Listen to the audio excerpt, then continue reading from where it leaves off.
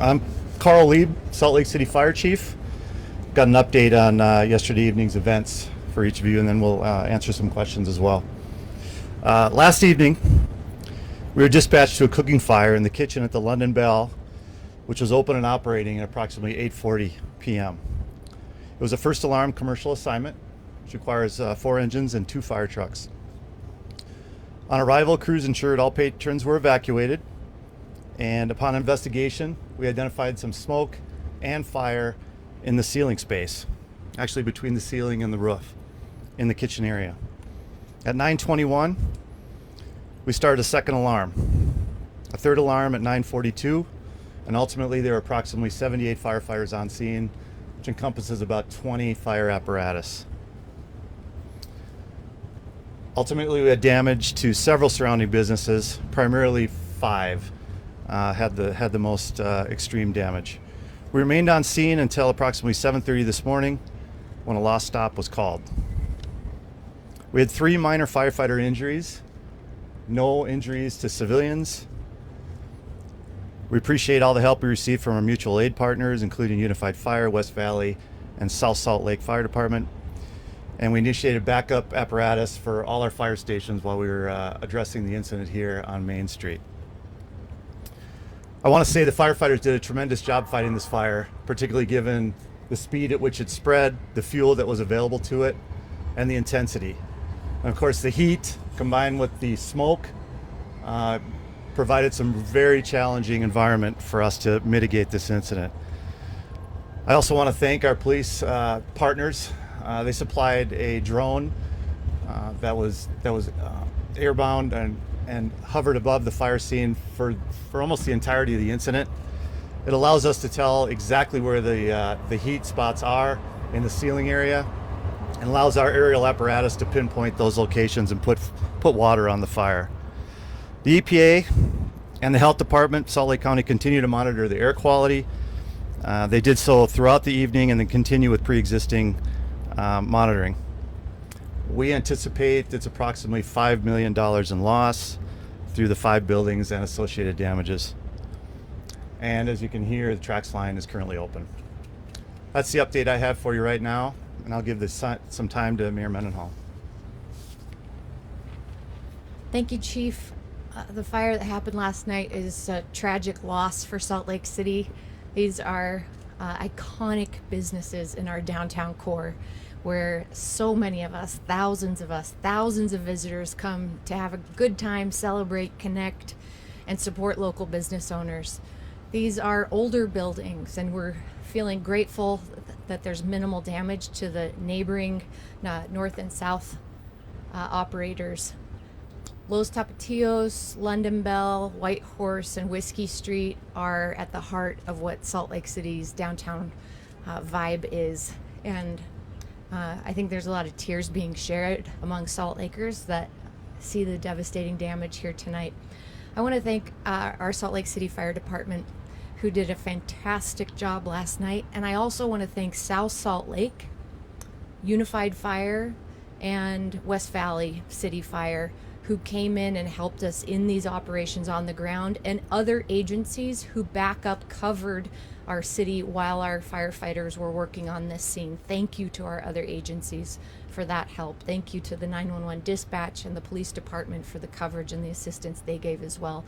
And now I want to say that our economic development team of Salt Lake City is out here. They're in the audience right now. They're making contact with these business owners and the building owners, because Salt Lake City has an emergency loan fund that we are able to stand up, and we will be doing so and working with them with no interest loans to help them cover some of the costs once they get their insurance assessments done. And I also want to throw out that there's dozens and dozens of employees who are not going to be able to go to work tonight, who rely on this income to support their households and their families. And Salt Lakers and Utahns have stepped up for restaurant workers in the past. During COVID, Salt Lake City worked to create the Tip Your Server program. And I think that I know this is something Salt Lake City is going to be looking into today. because these insurance replacement costs that the owners may be able to get often don't trickle down to their employees and their lost wages the way that we know that they need. So we're going to be working as a city to support this community. This is a community of building owners, business owners, and employees and operators that we love, and we need to wrap our arms as a community around them right now. Happy to take a few questions, and I know we have got Downtown Alliance here on the scene who's also working hand in glove with our business owners. Time for just a couple questions from the media if there are any. Sorry, say that again. Does this fire show that there may be signs of reforms that may need to be made for the building structures and fire control and all that? Sounds like your question. Well, we have several buildings of this generation and this type of construction throughout Salt Lake City. So codes, of course, they exist for a reason, to reduce the fire loss and obviously to save lives. But most of those codes apply to new construction or significantly remodeled construction. Mayor, do you want to see restaurants return to that area when they do rebuild? Yeah, we want to see these restaurants return.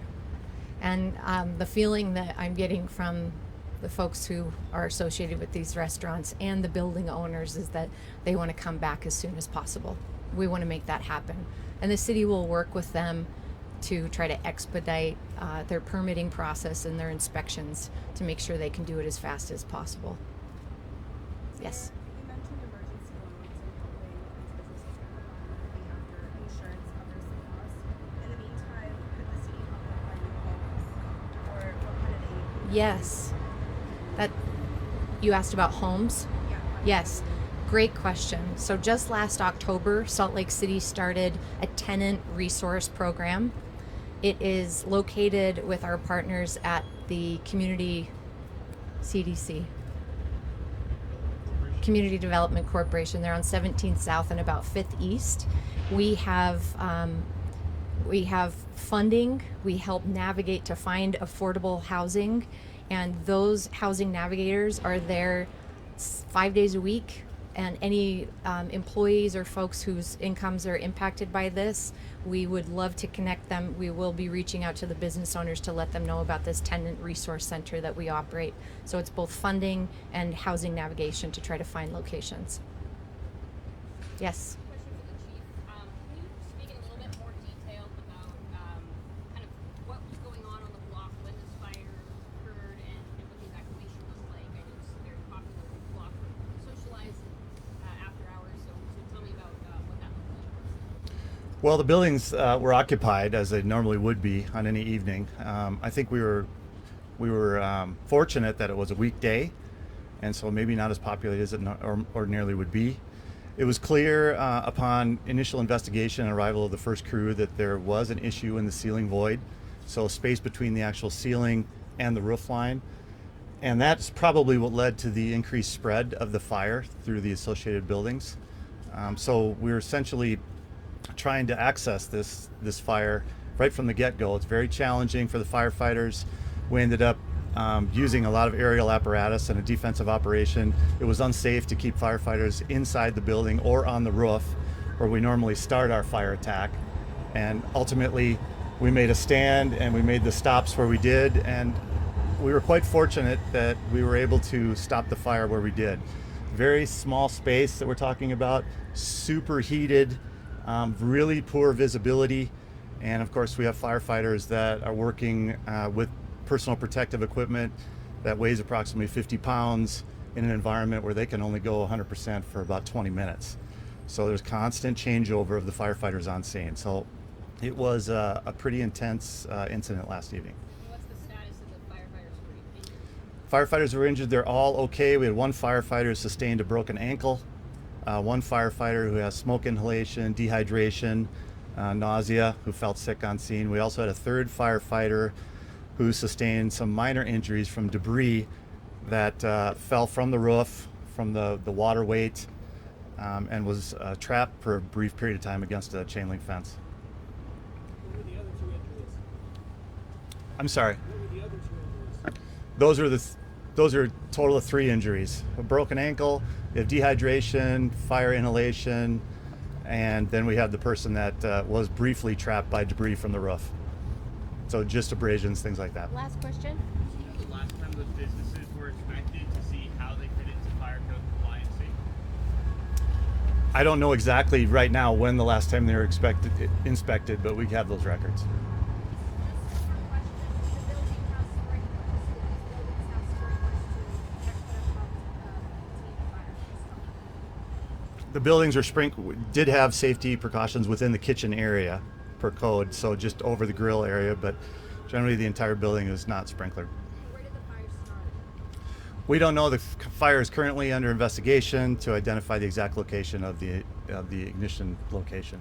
How long could it take for the investigation to wrap